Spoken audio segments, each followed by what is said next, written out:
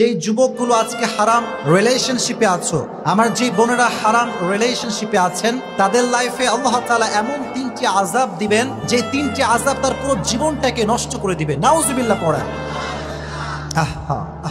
আল্লাহ তাআলা যুবকদেরকে হেদায়েত দান করুন, পড়েন আমিন।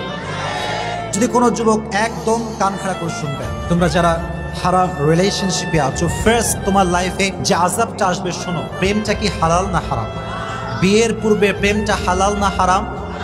তাহলে আমরা যখন হারাম রিলেশন করছি, আমরা কি আল্লাহর পক্ষে কাজ করছি না বিপক্ষে কাজ করছি? দেখো, তুমি যদি কোনো মেয়ের সঙ্গে হারাম রিলেশন করো, আর যদি আল্লাহ তাআলা তোমাকে তার নসিবে লিখে না রাখেন, তাকে তোমার নসিবে যদি আল্লাহ না লিখে রাখেন, আর যদি এটা ব্রেকআপের পর্যায়ে চলে যায়, যুবক, তোমার এই আলোময় জীবনে, তোমার এই সুন্দর জীবনে এমন এক কালো ঘন অন্ধকারচ্ছন্ন আমাবস্যার রাত আসবে যা সুবহে সাদেক অসম্ভব হয়ে যাবে। তুমি ধ্বংসত্বের অতল গহ্বরে হারিয়ে যাবা, সুইসাইডও করতে পারো। কি যুবকরা সুইসাইড করে না আজকাল? সময় থাকতে ফিরে আসো। দেখো, ওয়ামা আসাবাকুম মিন মুসিবাতিন ফাবিমা কাসাবাত আইদিকুম ওয়া ইয়াফু আন কাসীর। আল্লাহ তাআলা বলছেন, যা বিপদ তোমাদের লাইফে আসে এটা তোমাদের হাতের কামাই, আল্লাহ সাথে সাথে কাউকে বিপদে ফেলায় না, ঠিক কি না? তুমি এখনই ফিরে আসো, রাজি আছো ইনশাআল্লাহ? এক নাম্বার আযাব আসতে পারে তোমার লাইফে। দুই নাম্বার, যারা হারাম রিলেশনে আছে, হারাম সম্পর্কে জড়িয়ে আছে, তাদের লাইফে দুই নাম্বার যে আযাবটা আসবে সেটি হচ্ছে এই আল্লাহ প্রদত্ত যে শান্তি হৃদয়ে ছিল, এই শান্তিটা হারিয়ে যাবে। হারামে আরাম। এত আস্তে কেন জয়পুরহাটের মানুষ? হারামে শান্তি। দিন শেষে যেই ছেলেটা গাঁজাখোর, মদখোর, সিগারেট টানে, বিড়ি টানে, দিন শেষে কিন্তু সে অস্থিরতায় ভোগে, পাগলের মতো অস্থির হয়ে যায়। কারণ আল্লাহর থেকে যে দূরে, সে দুনিয়ার সমস্ত শান্তির থেকে দূরে, ঠিক কিনা বলেন?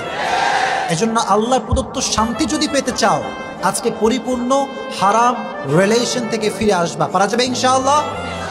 তাহলে এক নাম্বার আযাব, ব্রেকআপ হলে পাগল হয়ে যাবা।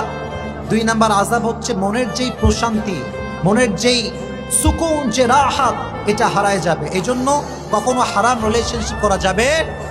লাস্ট এটা বলে আমি তাফসীর শুরু করবো ইনশাআল্লাহ। যদি কোনো মেয়ে হারাম রিলেশন করে, যদি কোনো যুবক হারাম রিলেশনশিপ করে, তার লাইফের সবচেয়ে ডেঞ্জার যে পয়েন্টটি আমার কাছে মনে হয়, ফ্রম মাই অবজারভেশন, সেটি হচ্ছে আমার কি কোনো গ্যারান্টি আছে?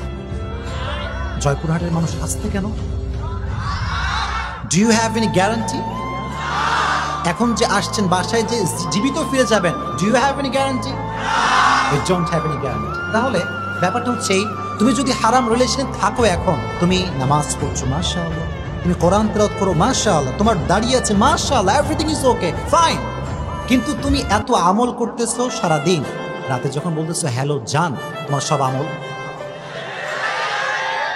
শেষ।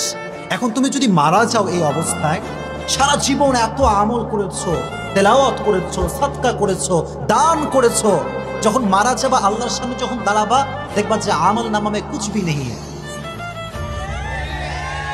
ये कहाँ गया?